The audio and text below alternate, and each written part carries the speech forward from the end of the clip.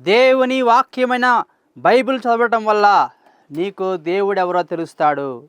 దేవుడెవరో, నీవు ఎవరో, నిన్ను సృష్టించిన వారెవరో తెలుస్తుంది కాబట్టి నీకు దైవ జ్ఞానము వస్తుంది.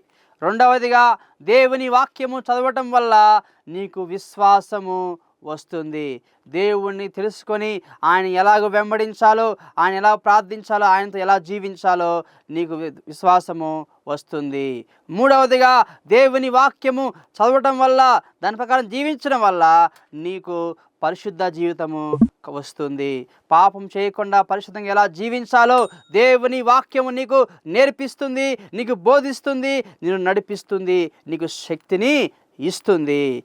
నాలుగవదిగా దేవుని వాక్యము నీవు ఎలాగో ప్రార్థన చేయాలో, దేవునితో ఎలాగో సహవాసము చేయాలో, ఎలాగో దేవుని స్తుతించాలో, ఎలాగో విజయవంతంగా ప్రార్థన చేసి దేవుని దగ్గర అడిగి పొందుకోవాలో దేవుని వాక్యము నీకు నేర్పిస్తుంది. కాబట్టి దేవుని వాక్యాన్ని చదువుదాం.